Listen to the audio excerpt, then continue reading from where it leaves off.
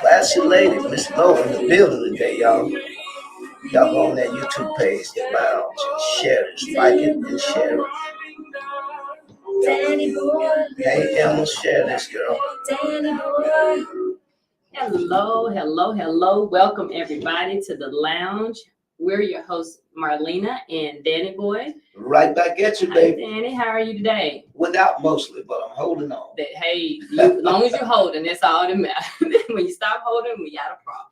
And of course, today we have a very, very special guest here in the station studio with us, Mizz Lowe. How are you today? World. Hello. Welcome. Thank you for joining Hi, us Danny. today. Hey, Lowe. Hi, Marlena. You've been all over the world. I don't get to see you too much no more. I'm here now. You're all over the world. And in the cut back here, for those who's watching on video, Mizz Lowe, lean to the side. We have Mr. Bobby came back to visit. I know you love us. I love you. Playing like old possum. I know you love us. Thank you for coming back. Well, we're gonna talk to Mizz Lowe. We're gonna get into her career. We're gonna talk a little bit about her and what she got going on, and then we're gonna hear a song off of her new album, Classy Lady. But we're going to get started as we do the buzz, talking about topics that happened. And I know so much that happened since our last show, Danny, but the thing that seemed to be most on everybody's mind is social media is this rap beef or artists going back and forth. Have you heard anything about that? Yeah, the rappers always tripping, man. Like, you know, since the 90s, the rappers been tripping with each other, like the mid and late 90s. Yeah. But for me, before we do this, I want to say this because this been on me ever since I left here last week. When I saw Handyman sitting on the other side of that window last week, and I thought about it, I said, you know what? I am so excited and happy and honored to be a part of this historic station. I remember coming in as a kid, and all you could get coming down this way for 100 miles was WMPR. And all the gospel groups, Jackson Southern As, Willie Banks, all the blues artists, Bobby Rush, Tyrone, Lil Milton, that's what you heard all the way back up to Tennessee. And just being here looking at you, man, and seeing Ragman and just being a part, it's different than just shaking your hand and saying, hey, man, I want to appreciate you guys for all that you've done over the years for music. And I'm honored. Thank you, Marlena. Thanks to Commissioner Stamps and everybody that's responsible for me being a part of this. I'm honored. This is history. Yeah. No, we thank you. You know, we love you and how valuable you are. And when this opportunity came about, I couldn't think of anybody else that, you know, jump on board and we build this as far as this, the lounge. So I thank you. Thank you so much. But back to that rap beat, I think it's just, and I know Bobby's not, he ain't a part of this interview, but he knows what I'm talking about. With the change of music and radio and record labels from good music, from love making music and happy music, I think the record labels kind of put in these guys' head that if they want to be famous and get money, they got to talk about violence and degrade our women and stuff. And so now it's just kind of gotten out of control. It's more or less like a territorial thing. That's what I was going to ask. Do you think it's marketing? Do you think it's real? Do you think it's just a marketing? No, it's real. They live it real. Because one thing I learned about when I was in college and I took mass comm and I had this marketing class, and Miss Pam Brock always told us that the media was created to control the way we live, and those that are less fortunate are going to always try to depict what they see and hear in the media. That's from true. The way we dress, the way we drive cars, you know, the way we act in the community. It's media driven. It's media. You're right. Yeah. So, and I just think we have to, as a people, they say it's our culture, but that really ain't our culture. When I look at all this stuff and see how we grew up, and especially in the South, how everybody just took care of each other. Oh yeah. You know. If I got people that call me cousin, they ain't even related to me because we all grew up together. Right. Are you right, Lo? Right. Am I right? I can relate. Yes. Yeah. Yeah. it's So like that, I yeah. just think now that the young people have gotten out of hand with it, and they think that they have to live it. You know what I'm saying? They Mhm. think they really have to live it. But if you look at Jay-Z and Diddy, I mean, I know Diddy's going through his trouble, but that's, to me, that's a political thing. Yeah. You don't see these guys that's really, really made it. Snoop Dogg and Yeah. LL and Ice-T. You don't see these guys acting out in the street. Yeah. I think they have The way- evolved from it because we can recall some times where back in the day was Jay-Z and they had their thing, but I think the higher you climb, you sort of move past. You that. have to get educated, in my Yeah. opinion. First of all, for me, I don't want to be too politically incorrect on the radio, but to me, you have to be spiritually changed to be able to, I don't think our young people value life. That's it. They don't value other people's lives. They don't value their lives. That's So that's just what I think. It's just a lot going on in the world today. Yeah, and to so get now- that money and to stay where they think they need to be, it's got to be an ego-driven thing where everybody got to, I even see the young women rapping. The little girl, I love her. Mhm. I like seeing a Glorilla. Yeah. But what I yeah. don't like is, I don't like seeing her call herself the B word or the H word. It seems that's where they've got to survive and make it and climb higher as far as becoming more popular and more successful in that industry. It seems that's what sells. It's a race to the bottom. That's what sells. And I remember Chuck D saying one time at a conference, then we can move on with the show. In the mid to late 90s, he said that they walked into the record label to renew their record contract, Public Enemy, and that the record label told them they wasn't promoting that no more. The record label dropped them, and when he started asking and research, they started getting all of these young guys, and they basically would tell them in a roundabout way, if you want a record deal, this what you got to sing about. They directing them on what to do. You can't be talking about unity, people. One song that I hear almost every day of my life somewhere is the OJ's Love Train. People all over the world join hands. Yeah. I hear that song almost every day, even on a commercial or somewhere. But that music is gone. I was about to say, you're not going to hear this often as you probably used to hear. Yeah, you're not that's not the message. You're not going to hear the Dougie Freshes and the people singing about positivity in the community. So, but I just think we've gotten out of hand with living it. If you sing about it, it's a business. You don't have to live it. You don't have to go home. And gun somebody's house up and shoot innocent people because somebody said something about you. Yeah. And you asked the question before we came on the air, is it like that in other genres? Nah, I mean the competition and the negativity and stuff. Did you hear that? That stuff ain't, guys. People say stuff about other people all the time. But you're not gonna put that on record. You're not gonna go make a record. Nah, we ain't doing that. You ain't gonna catch no shots guys go specifically because see in this case, Chris Brown, who is an R&B singer, he made a rap song to diss another rapper. So he jumped from the R&B, which he's a more R&B pop, when he started. He went and made a rap song for this. So that's what I'm saying. You're not gonna hear other genres where you going in the studio just to make a song. Well, you gotta look at, for me, with Chris Brown and Trey Songz and these guys, 10, 15 years ago, these guys were selling out arenas and stadiums. Now they've lost that juice. So now I think they're trying to reinvent themselves because it's hard to give a guy $500,000 when he can only sell 3,000 or 4,000 tickets. Am I right, Bobby? Right. Am I right? Right. So what they're doing now is they're trying to reinvent themselves so the record labels can keep them. Because think about it, 15 years ago, all you had to do is say Chris Brown, and he was selling out before the tickets even went on sale. Now these guys are doing 3,000, 4,000 people just like we are. So then it brings it back to my point. It's marketing. Then it's a strategy. It's not a strategy. I mean, they may feel a way, but to put it out there and somebody actually push it like they are. it's a Yeah, marketing. I mean, look at the Cat Williams thing. Everybody was on the fact, oh, Cat Williams went on, he done this, he done this, he done that. He said this. Cat Williams was smart. He didn't do that to sell because he was already selling out. But as soon as he finished that interview, he took his price up. Price up to $200,000 and a back end deal. Yeah, Bobby, you know about that. So if I sell over a certain amount of tickets, you gotta give me some more money. No, I don't think he said what he felt, but Cat Williams ain't gonna walk up and go up to Steve Harvey and start no fist fight. And Steve Harvey them ain't thinking about him. Right. No, I think that was just a marketing strategy, and then it keeps us buying it because we want to see what's gonna happen. It keeps people talking about it. We want to go. We gonna buy that $200 ticket. Cat Williams tickets.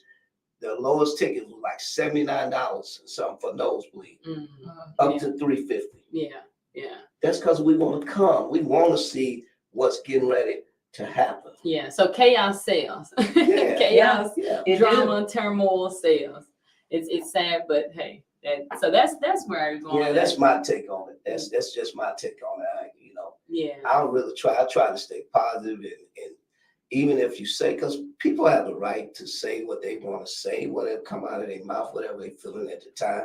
But for us, the genre of music that we're in mostly, people say things off emotions. We say things at a point in time, and then 2 weeks later, we be hugging, walking by, speaking to each other behind stage. And say, I shouldn't have done that. I shouldn't have done that. Yeah. Man, I was wrong, bro. Yeah. I was mad. Because I think you would find that in the past. People would say stuff, whether it's on camera, and then immediately there was an apology or they hugging or making up. But that's the way we do. That's the way we do as entertainment. Man, Too quick to react. We react off impulse anymore. Right. Man, he on stage too long.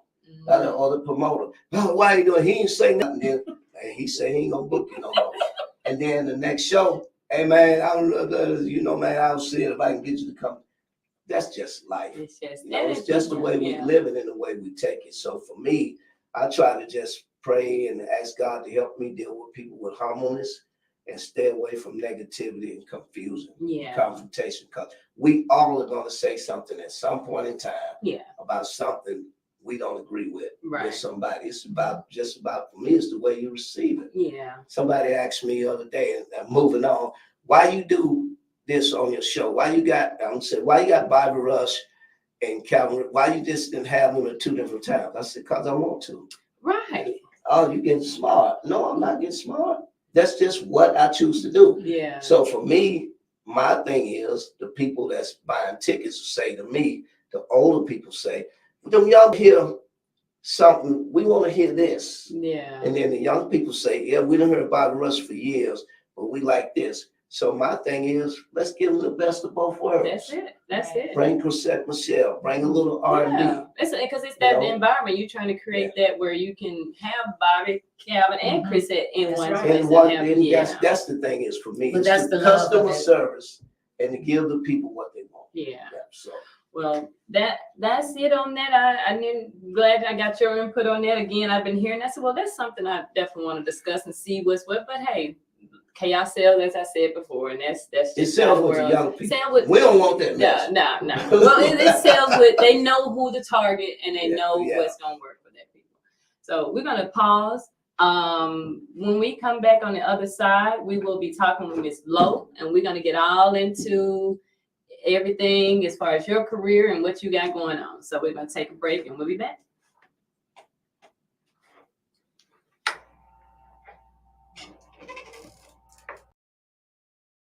No Blues Mega Fest, Sunday, May 26th, starring Calvin Richardson. Girl, they don't know me that this year's King George. Tell her back that thing on double little weight, don't bother me. With special guest R&B superstar Chrisette Michelle. Just a couple of friends. And 3-time Grammy winner Bobby Rush.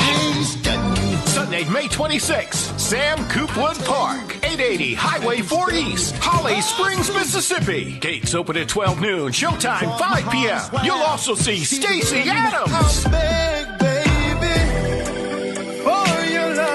Justin,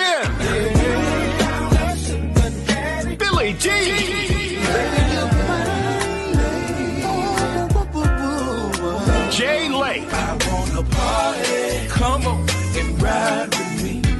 Casino. And introducing Bree Wooten. But I'm tired of being the woman in the middle. Tickets available online at eventbrite.com. Call 901-355-7318 for tickets and information. A limited amount of early bird tickets on sale now. Sponsored by Power Grid Professionals, Southern Flames, and D Hill Keys. Get ready because we're coming. Coming.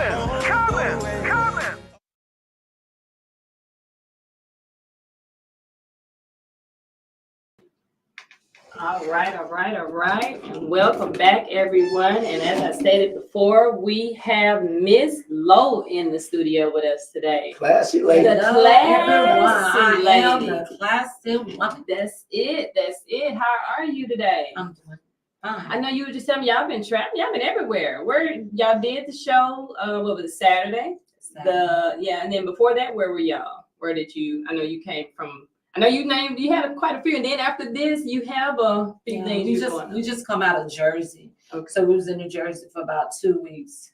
Baltimore, New Jersey, and then we dropped down. We went to Florida. We dropped down to Jackson, and then when we left Jackson on Saturday, we went to Montgomery. Oh wow! Oh, that's right, because y'all played the experience at the concert. Yeah, they did. Yeah, Right. And I heard that was Right. one of the best ones that they had. I saw some They really video. honored Bobby. No, I didn't get a chance to go, but I saw some video. They honored Bobby. I They saw the actually flowers. really gave They them flowers. literally gave them I'm flowers. telling you, I've never seen them laid it out. I was walking on rose petals. I'm like, what is going on, y'all? Well, Well, you you deserve it. flowers. They really do. I Yeah, mean, Really do. after 3 Grammys, man. Yeah. And here you are, 300 and some records later, and 70 years later, 3 Yeah. Grammys. That's incredible. He deserves everything he's going to get. That's it. everything. And along that walk, you've been. So tell us about you and you being along Bobby's side and how you started. Just give us a little background about Mizz Lowe. Bobby giving me a piece of the pie. Okay. Okay. Bobby giving me a piece of the pie. Well, it's been 22 years, and I've been up under Bobby for 22 years. So when I came along, I think it was like in 01. It was 01, 02 when I came into this business. Not knowing that I was going to be here 22 years long. Yeah. Okay. Yeah. The first 10 years, I like, you know how you hurt, pain, going through a divorce. Okay. I use music to I escape. get it. The first 10 years, Yeah. actually, I get it. what I did. I get it. So that's the story. The next 12 years, I was around it, and Bobby, you know, I could see him in the mirror where he was like, I gave you the dates. I used to just forget it because the stuff wasn't important to me. I just gave you the dates. You still don't remember? Yeah. I was like, no. He's like, Lo, this is gonna be you later. You need to get this, learn this. It's like a book that Bobby was passing down to me. Yeah. But Yeah. I wasn't ready for it. I wasn't ready to carry it.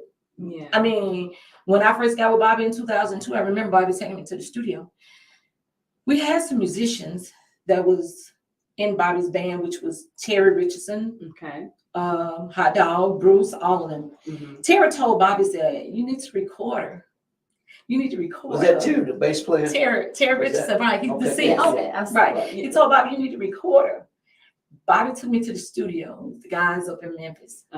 And our Bobby saw me messing around with this song, which was Rufus Thomas' song, Doing Dog. Okay. Oh, Well, my daddy had a cafe, so that's all I used to hear was blues music. Right. What was the name of your dad's cafe? I know I read that too. It's just a juke joint back then. Okay, Yeah, okay. it's cake. Up in, well, In up in- Greenwood, It was right? it was on Egypt. Okay. Egypt plantation. It was a plantation. Egypt My dad plantation? had a cafe. Okay. So I came up in a cafe. Right. Up in Hayes. So it's like church on Sunday morning. And we was in the cafe all week long. And the only time I could come in there was like at 12 o'clock. Right. 12 o'clock noon, clean up, listen to something on jukebox, get a little stew, get up there, put some quarters in so I can hear some music. Yeah. So your daddy actually would have you and some of the other family, your sisters or whatever. We working used to clean up. Yeah, so you wasn't actually performing or being able to sing. I was a little girl. You're just in Yeah, that that's what I'm environment. saying, Right. like, you Being just- in yeah. it. Yeah. I would actually get my mom's shoes. Anybody came through the door, I had on these shoes. I had on the shoes. Anybody come through the doors, Heels? I had on shoes. Tall I heels? don't care what they You had. didn't care. I Okay. had their shoes Okay. on. And I would just actually walk around the house in the shoes. I was barefoot anyway, like I said. Right. We was on plantation.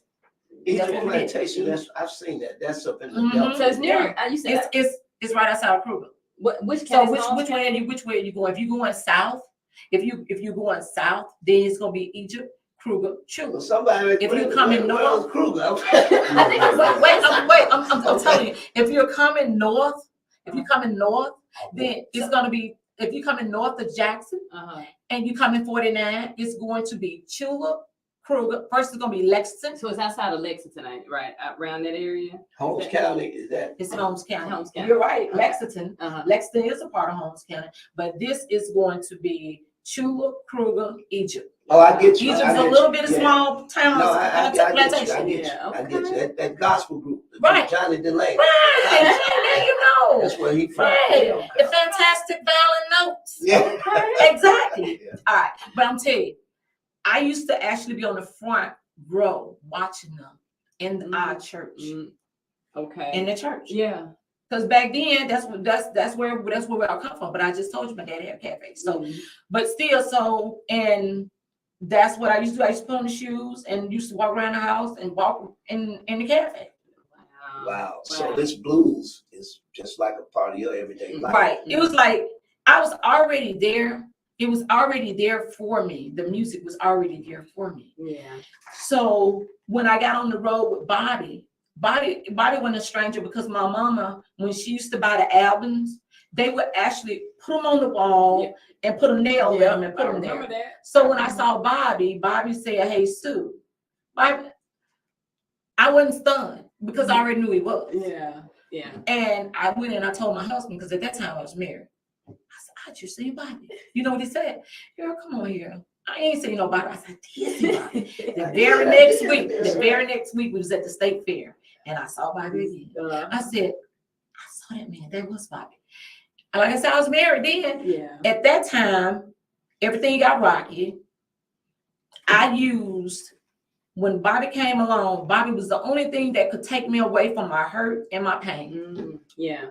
Yeah. I left my hurt and my pain, and music took me somewhere else. Yeah. So actually, I'm only imagining, Mhm. I could picture you in the studio when you're doing these songs. You really singing your life. Yeah. And not only that, it's therapy. It's a way to. It's therapy. When you going Exactly. through something, It's therapy. you can. It helps you to, and I'm sure you put a lot of that in the music. A lot of what you're going through, you able to sort of tell it, right? Yeah, Talk I mean, that's about your it. life. Let me tell you, like I said, when I first came, and Bobby took me in the studio, and this is what I told Bobby. I said, Bobby said, "Did you hear yourself?" I said, "I heard myself." I said, "What did I hear?" He said, "Lowe, it's unfinished. It's unfinished." I said, "If I sound like that, I don't want to go back to the studio anymore." Bobby knew that it was in me all along. Yeah. I just wasn't ready for it. I wasn't ready to step up. I knew that he had paved the way and he was ready.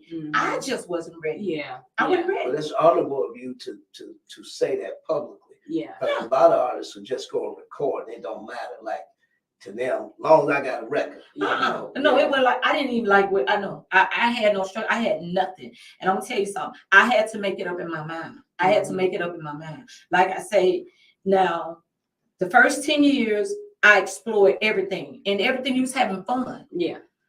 The next 12 years, I had to be about it. I had to learn this business. Right. Oh. I had to learn this business. Yeah. I had to learn it. Yeah. And let me tell you something. When I say I learned it, I read everything come across. Everything. I don't care how it was. I read it, and I needed to know. Then being up under Bobby already know everything. He giving it to me. Yeah. It's go like this, baby. It go like that. Yeah. No, I need you to do this. By that time, after that, and I started learning everything. By that time, I was able to book. I was able to talk to somebody where I was able to book him. If they said that they wanted to book him, and they said this, and all I had to do was get the go light from Bobby. Yeah. He was like, "Okay, well that day is open." I said, "Okay, then you're booked." Yeah. Yeah, because you handle a lot of the road management stuff too, hotels. And If I got to step in, like the agent management is off on Fridays, they're out. If me and Bobby are across seas and we have any problems, I can handle whatever because I'm there.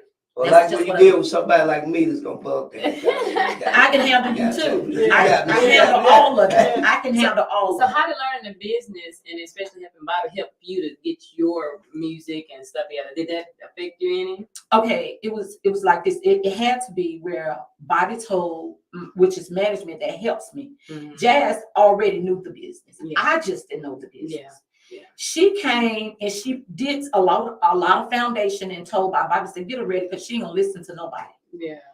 She got me ready and actually with the label and got me registered with BMI, ASCAP, and I had already learned all this stuff from him. Yeah. He used to always tell us this, but you didn't absorb. You didn't what take is it in. BMI? What is ASCAP? That's what I used to Let always me say. ask you this, Lowe. I gotta ask you this. I'm doing it for a reason because the structure of this station and what Marlena has told me her and the key to vision is to help build up the careers of a lot of Mississippi musicians.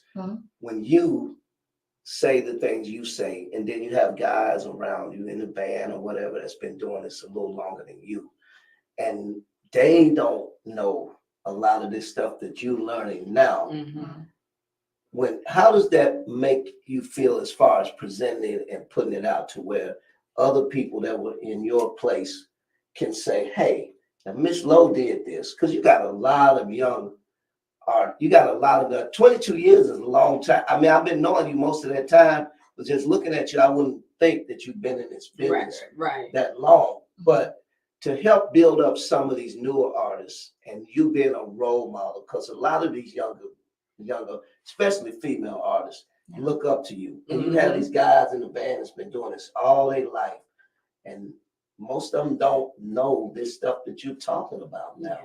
How does that make you want to present it more and more and share it with your peers or the people that you associate with? I'm always open for advice, but I still say, you gotta learn this business. You gotta read and you gotta educate yourself.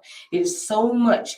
Bobby might have laid it out for me, but he can't make me drink this water like you're gonna drink it. He laid it out. It was there. It was there. When I look back and I look at Bobby and I be like, and if it's something like right now, and when I talk to him about recording, I said, Bobby, I said, I want to do my album.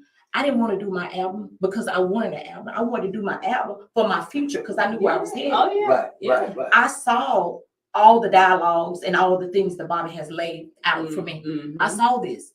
With me being along the path, just being right there by his side, he was laying everything out already. So it's like this. He taught me a long time ago, opportunities. When you see an opportunity, you grab an opportunity, though. You pursue opportunity. You don't just stare at it. I saw these things. And I just took the opportunity that he was giving it to me. He was embracing me. When I told him about the album, he said, all right, well, it makes sense. I'm doing it for my future because I don't know where I'm going. That's what I told him. So was that like the determining factor? You say, okay, what clicked and said, I don't want somebody else to help me with my album when I have the best and the great to help me. I don't have to come and say, Danny, I need you to help me with this album. Danny gonna say, well, no, why would you do that? And Bobby was right there to help you. You understand what I'm saying? Not too many times that you're gonna really get somebody, a legend, to come in your life and to be able to embrace everything that you do. And show you the things that you need to be doing and all that he don't know. Here I am, because I know the rest of the story. I know the rest of the story. I've seen it. If Bobby tell me this right here, I'm going to educate. I'm going to read about it. I'm like, okay, this is it. Just like when we do the international tours, they can tell me one thing. I'm like, that ain't it. Somebody on, but that ain't it. But this is it. This is it right here. And so you, like Danny said, you're blessed and fortunate to have somebody to lean on. And he's saying, like, some of the new artists, nowadays they can listen to interviews like this and get that advice. But that's what we want to do. I'm here to put that out there. I'm here to help them, but they have you. The first thing to the new artist is to read. It's right there. Ask Siri, ask Google, ask anything, it's there. Just start reading. I started buying a lot of promo purchases things to educate me more about the music and more about BMI and about the writers by ASCAP. And even Bobby would give it to me, but I didn't understand the way Bobby was giving it to me. Okay. So when I read it, then it helps you when you read things for yourself. Yeah. You don't have to, I don't have to get it from you, Danny. Right. I can read it. It's right here. That's what makes me understand. When it's in front of me, in print, I can read it for myself. Because you did some writing on your album too, didn't you? Yes. Some writing too. Yeah. Okay, so how the album come by is Bobby said, I'm gonna put a teaser out there. And the teaser was I Ain't Giving It Up. Okay. When we put I Ain't Giving It Up out there, he knew that I Ain't Giving It Up was the hit song. But that's not the direction that he wanted to push me in. That was just to get our listeners to see was they open for. Hey, Mizz Lowe is not just a dancer. She's singing. Yeah, too. she's singing, right. Exactly. So then he said, I'm doing something. I want a variety of music on here. So when I went to Paul had been in the band maybe 20 years. Paul wanted to do something and said, yeah, Lord, I would love to do that. Then he wanted to help me because he said that he was giving back to Bobby as in helping me. Right. Okay. It was just like a whole big family. Yeah. And for Bobby to write, let me tell you something. In music, I learned to respect the bars. That man, Bobby made me learn to respect the bars, the music. I even found out it was a bridge and a hook and a. Well, for non-music people, what do you mean by respect the bars? What exactly? The bars as is. If I'm singing a song, don't go over the bar. Got it. Okay. Just like right now, we recorded, right? You're gonna stop at some point. Your guy gonna mix. Somebody gonna edit. Yeah, absolutely. Yeah. Okay. Yeah. That's it. So I had to respect the bars of the music, not just constantly keep singing. So when you hear songs that, Right. and this is when people ask me about playing songs, oh, that's a bad record. Well, it probably sounds good to the person that's singing it. But for me, I've learned, and Handy can contest to this, so can you and Bobby, hooks are really what sells the song. Yeah. And for me, coming from right. gospel, I like to hear the bridge, as my uncle never Right. said, that change. Right. You know? Yeah. But the Yeah. hook is what sells the song. That's because right. it keeps people. That's what people remember. Yeah. So Southern soul artists, anybody that's listening, when you're That's right. recording, get you a bridge and a hook. Don't just sing catchy lyrics all the way through. the song, the yeah. verses My all the way point, through. my that's the edge. That's what he what you're educated me on. Yeah. Bobby was like, no. I had to learn from the beginning to the middle of the song, from the middle to the bottom, back from the bottom all the way up. If he came here and he did anything on this song right now, guess what? I gotta know exactly where I am and where I'm coming in. That's how he stripped me down. Before I even started going to rehearsal and before Bobby even put me on a stage, I had to have the understanding of the song and the music and what I was doing. He gave me character, which meaning that I didn't have it. I didn't have character. I'm a dancer. Yeah. Sex appeal sale. I'm good on the stage with that. That's what I do. Bobby put character in me as into displaying my song. Change that sex appeal into the classic. Yeah, I brought it over. Yeah. Well, so you have released your debut CD, and about 5 of the cuts are with Mr. Bobby Rush. And tell us what it was like working with him in a different capacity. So, like you said, being a dancer, but now in the studio, more recording music. How was that? It was another world. It was another vein. It was something that I could respect. It was something that I could embrace and say, this is something that my mentor, Ashley, embraced me and bring me in here to write these songs for me and to help me to preserve it and to get it ready and to put it out there. Yeah. That's what I had beside me. I wasn't guessing when I said I wanted to record. Right. And knowing that I had a Grammy winner beside me. Right. Not only was I had a Grammy winner beside me, my engineer was a Grammy winner. Okay. So that means that I had a Grammy composer and a Grammy producer. Yeah, greatness all around. Right. So you had to get great. Right. Exactly. Yeah. Exactly. So when I got the phone call about the consideration For the Grammys. How was that? Well, first of all, I would like to thank the Recording Academy.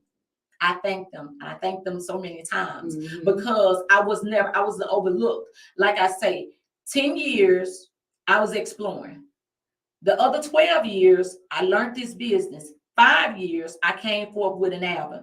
And the first time he recorded me and we did an album, my album was up for consideration for Grammy. How did that feel? You told us about that journey working with Bobby, working with all these Grammy winners, and then to get make your album and then be up for consideration. And then how did that feel? That accomplishment, like Bobby put me in another category altogether. Okay. Just for me to have consideration. Okay. Which meaning I can record tomorrow. They see me. Yeah. You see what I'm saying? They see me. But I'm gonna tell you another thing that the people and the listeners need to know this. It's all about, I don't care, it's not about the greatness. You know that. It's not about the greatness. It's what you bring to the table. Absolutely. It's what you bring to the table. Now, you already know that Bobby has a history of greatness, goodness in his music and what he presents, right? Well, not only that, Paul Brown, the music, their category, their material speaks for itself. I'm sorry, the material speaks for itself. So, and the Classic Woman album, they made it speaks for itself. Yeah.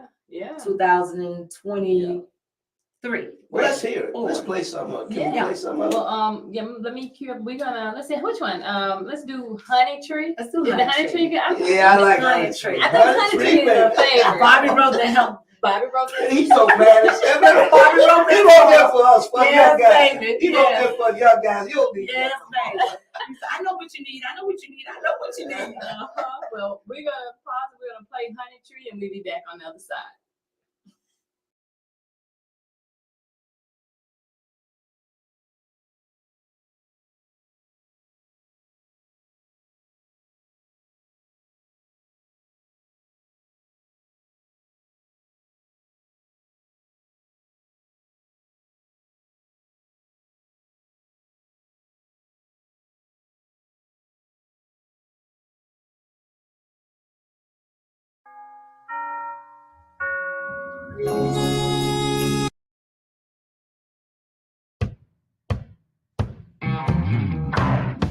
Oh yeah.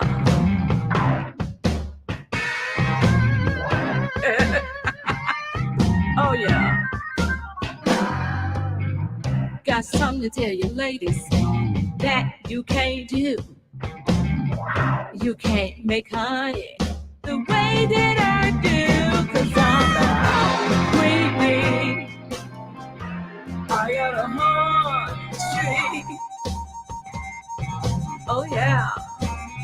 Well, you can't call me sugar.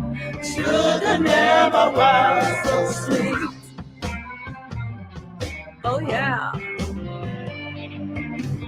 Now all you fellas looking up my tree, I know you was wishing that you can ask to me, 'cause I'm a queen bee. I got a heart tree. Oh yeah. Well, you can call me sugar. Sugar never was so sweet. Oh yeah. Now a nickel's a nickel, a dime is a dime. You give me some of yours, I might sell you some of mine. 'Cause I'm a queen bee. I got a heart tree. Don't touch me. Oh yeah. Well, you can't call me sugar. Sugar never was so sweet.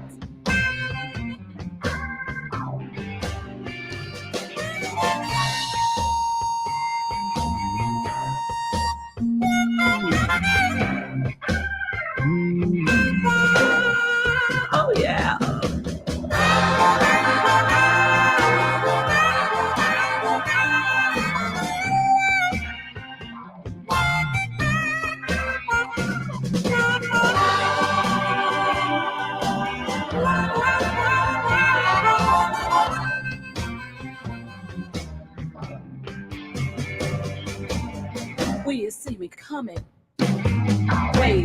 in the high.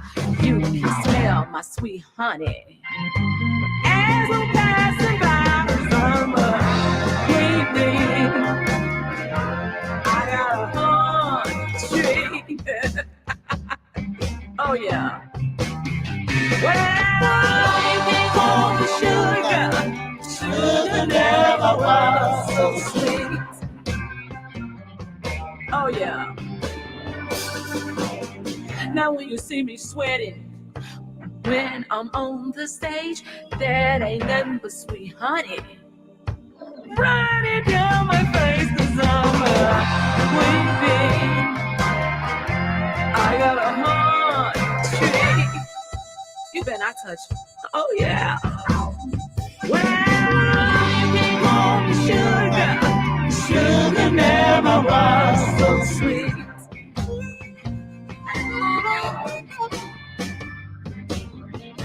Queen bee, sweet as I can be. Oh yeah. I'm a queen bee, sweet as I can be. Oh yeah. Well, you can call me sugar. Sugar never was so sweet.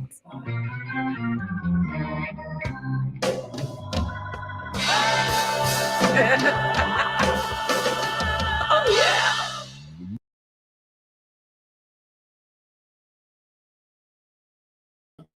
All right. You know, that reminds me of Marlena. You might be too young. Oh. You remember when we used to watch the variety shows, though? Like Carol Burnett, I Flip remember. Wilson. I've heard of them. I remember Have you seeing. heard I've heard of You them. I heard think I of may have seen some back Yeah, then. You know.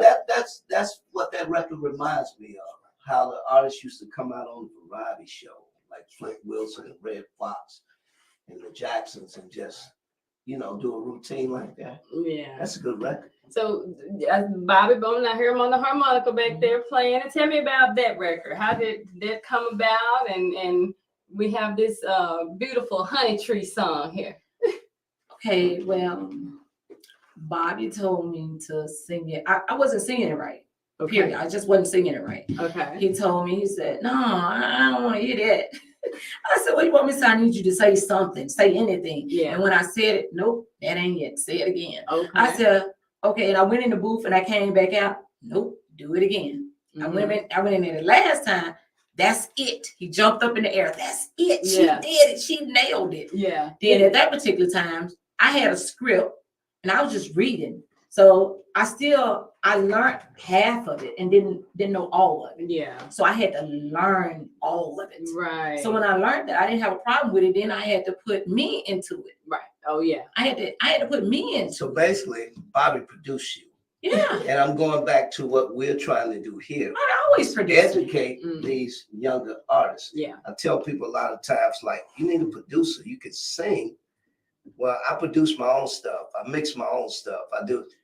Nah, you just record it. That's right. Yeah. You need a producer. Yeah. Someone that had that, because you said he had that vision for it. He knew how he wanted it to sound, and he didn't give up and stop until he had you, I guess, in that.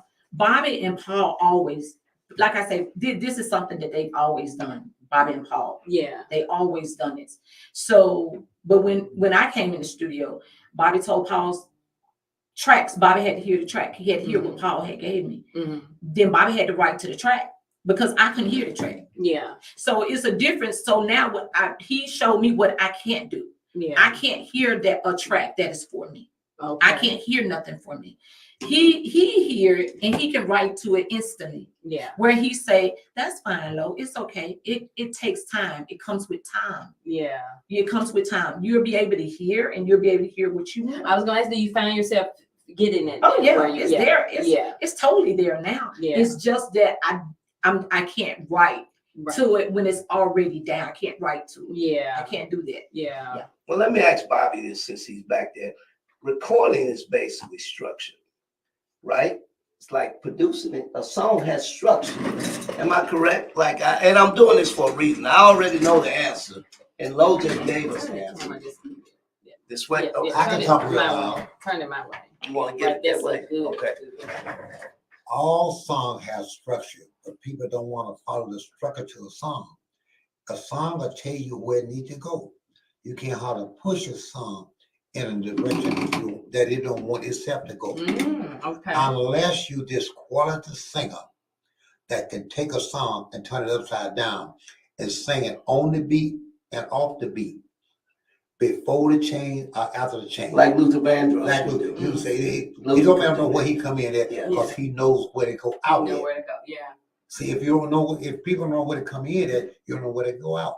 But if you know musically where to go out, it don't matter where you started. Right. Now, musicians and singers, don't get offended now. I'm only asking these questions so we can help you. Yeah, yeah. Because a lot of you wonder why when you record, so they won't play my record. Y'all hating on me now.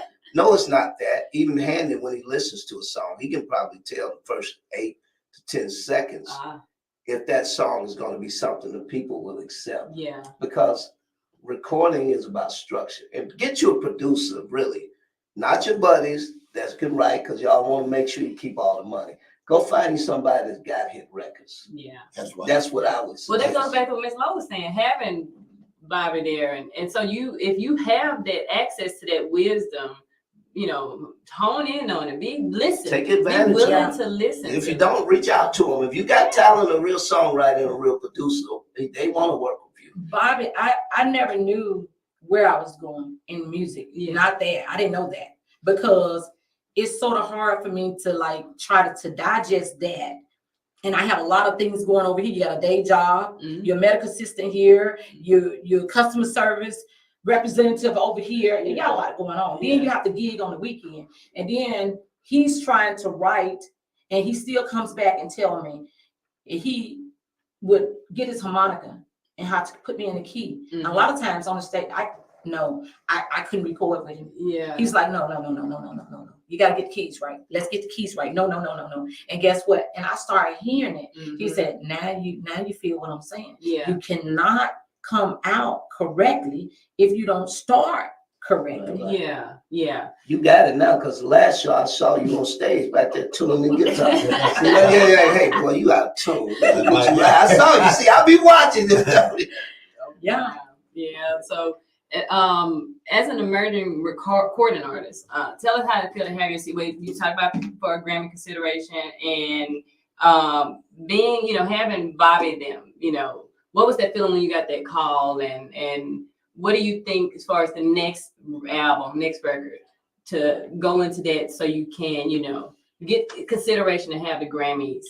We've already started talking and planning and getting ready to go into the studio to work on some things. Okay. On my next recording. Yeah. So I'm grateful, I'm humble, and I'm just open for whatever, any types of music, whatever it is. Structure, and I'm still learning. I'm still learning. He has so much to give me, but I'm here to receive whatever he has to give me. Yeah. So let me ask you this though.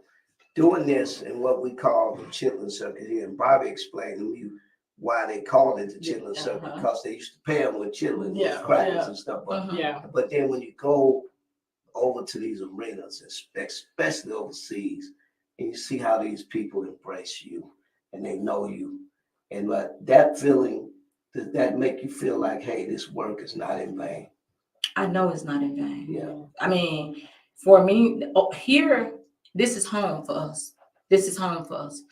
I remember the Chitlin Circuit. I remember, you already know, I danced myself. I think I danced to a solo career. You danced. You start that. A lot of people want to take pictures with Mizz Lowe. Yeah. So it's like I danced my way to somewhere. Yeah. And if this right here was preserved for me, and if this right here just actually take me over cross seas and to interact with these people, I want to be the best that I can give them, as in the performance, as how Bobby has taught me and trained. And Bobby even give me part of his show, as you can see. Yeah. He gives me part of his show. Yeah. To just make sure, no, we put it out there. They got to see you. They got to see this. This what we doing. And I thank him for it, because he don't have to give me part of his show. The reception of the people to the music is it a lot greater in different countries like compared to what we so used to. Yeah, in the down South, through the especially. years in the South. It is. It's totally different. It's really different. I mean, over there, they appreciate the music more. Mhm. You don't have a lot of confusion. Everybody beefing, quartering. You don't have that over there. It's sensible. They respect the music The and the music, people. yeah. Period. Yeah. If you come from here to go over there to give it to them, they respect what we are bringing to them. Meaning that when we get there, they have a luncheon. Everybody is there for the luncheon. Not somebody gonna be late or somebody didn't come. Right. The whole community get out and support. Yeah. And they embrace. You see more support there. Yes, Yeah. of course. Yeah. Yes. I used to wonder why in the 60s, when you watch these documentaries, how groups like the Beatles and Rolling Stones and Fleetwood Mac would take soul music and record it. And then they would bring the same songs here and just flip it. And like you say, not really change the bars or the bridge, basically keep it pretty much the same, just put their twist on it. But then they come here with the same music, same songs, and people receive them like they're pop stars. You're talking about it, but last week I had two great legends, which was Bobby and Buddy. Buddy That Guy. was, Bobby and Buddy sat Buddy there, Guy. and both Bobby and Buddy Guy sitting right there giving me the history and telling me all of this Wow. about the British, about the England guys, the English guys, and this is how they did the music. Right. And he was telling me how he was showing how he got his start. And then here's Bobby talking about I'm in the midst of it, like this, like I'm just like eating bubblegum. I'm like, oh my God.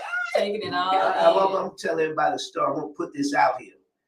Last year before last, when we won the Blues Is All Right tour, and y'all started that tour, we went to the Lyric in Baltimore, and we didn't sell a lot of tickets. So I asked the guy, the general manager, I saw the poster, Buddy Guy, Damn Right Farewell Tour featuring Bobby Rush. They were coming 2 weeks after us, and I said, he was like, oh, we didn't do too good on this show. I said, that show right there, I said, Bobby Rush is my friend. How is that show doing? He said, oh, it's been sold out for 2 weeks. Wow. Every show. So Big difference. So I tell people that don't get boxed in thinking that you got it all happening here, because we had about 9 artists on that blues show, and we didn't sell half a house. And it was just you and Buddy Guy. And the tickets were like $250. Wow. Different audience, I bet, right? Different audience of people you'll see. Yeah. You know what? I'm telling you, have like when we're doing, you have 0 blacks in the house. It's a whole nother white audience, a whole nother audience. I mean, 0 black. If it's some blacks there, it's the band. Or something, or selling popcorn. It's the band, me and Bobby and Buddy guys. Yeah. At least 95%. Yeah. 95%. Wow. That says a lot. But that's not in all places. There's a lot of places where, since I'm with Buddy, we have sometimes 25% black because of my draw from the black crowd. Right. That don't take away from anything from Buddy because he's good in his own right. He's a star in his own right. But I have the both sides working for me, the black and the white. Crossover, as they call it. Yeah. No, and what I know we've talked about your journey and what's next for you. We talked about you working on some new stuff. Where are you traveling? I know y'all mentioned where are you next? Where can people find you and see you performing next? www.MizzLowe.com. Yes, you can go to my website and you can check me out on Facebook, MizzLowe.com on Facebook. Also YouTube, Instagram, and what's next for me? We're getting ready to go to Hawaii. Oh, and okay. Are y'all performing? Vacation? Performing? Vacation. I want to go to Hawaii. I gotta tell you, I want to go on vacation. I gotta tell you this. Bobby said I vacation all year round with all these states that I go to. That's your vacation. But I'm always working. But see, you probably you enjoy it when you go. I'm sure. It is work. I enjoyed it 10 years ago. I don't enjoy it now. This is work. This is work. This is work for real. But it's that you see your passion. Do you see this, like you said, putting something out for a future? But I know you're doing it because it's something you passionate about. It's like I say, I just take the opportunity, ask the opportunity to come. I don't know how it's gonna come, but anything from here and what's passed on to me, I don't overlook it. Right. It's an opportunity. You're right. Yeah. It's an opportunity. And so for people people want to get in touch with you. I know we have people tuning in. They're from Arkansas and Savannah, Georgia. They wish you well and they were happy to see you. And they said they have much respect for you. If somebody want to book you and information, how can they get in touch with you? Yes. You can book me through my website, www.mizzlowe.com. And then Mizz is spelled Mizzlowe. That's 2 words. Mizzlowe. Mizz Lowe. You can. And any phone numbers they need to reach out to? Or? Yes, 901-679-4601. That's Jazzy Entertainment. That's manager. That's the old hen. Yes, that's Jazzy Anderson. Shout out, Jazzy. 901-679-4601. Well, in closing, is there anything you want to tell the people listening or any closing words? I would like to thank all of my followers and all of my fans. And I thank all of you for supporting me all down these years, even when I was dancing and moving forward to my solo career. I thank you, I thank you, I thank you. And all the becoming artists that's coming into this business, I'm open for advice, but make sure you learn this business before you get into this business. And the most important thing first is you have to invest in yourself. Invest in yourself. That's everything, though. Invest in yourself. Because if you don't invest in yourself, nobody else gonna want to take a chance. You're not doing anything for yourself. So, well, Mizz Lowe, we thank you. Thank you so much for coming on. I thank the lounge for having me. We are so hey, listen. Thank you. Well, thank you for being what you are. Let me say before we leave to you, and especially my friend Danny. He been in the same situation I am now. Now he's not only just a promoter, he's a DJ, he's a promoter, he's a good guy, and he knows about the production of music and gospel and the blues. Yeah. And most people don't have but one or the other, but he got both of them. He knows about the gospel side and the blues side. And I often talk to Lowe about some things like she often talk about, well, we don't do it like this. That's what they used to do the old days. But I tell the world, and I'm a priest, it ain't nothing old about nothing, because nothing new under the sun. Everything been here all the time. Everything will be. That's true. Amen. I love it. Amen. That's that wisdom. Well, man. there y'all go. We can close on any other better note than Mr. Bobby Rush. Words from the legendary Mr. Bobby Rush. So we thank you all for tuning in today. Be sure to share and like the lounge on Facebook, YouTube, and Instagram. And thank you guys. Have a great rest of your day, and we'll see you next week. Next week, man. Y'all catch Mizz Lowe and Bobby Rush Sunday, Thank May you for 26th. tuning in. Thank you, Marlena. Thank you, Danny boy. Absolutely. Thank you. May the 26th, what's important? I tell Lowe all the time, what's important is you put butts in the seats. That's right. Hey, May 26th, Holly Springs. Mizz Lowe gonna have that butt. That's right. And we want y'all to bring y'all butts. May 26th, Holly Springs. Hey, Rudy, get your ticket. She coming. You said you want to see Mizz Lowe. I want to see Bobby. I want to see Mizz Lowe. I got to send my butt to Holly Springs. We'll see y'all. See y'all. God bless you. Well, there it is. I got to send my butt to Holly Springs.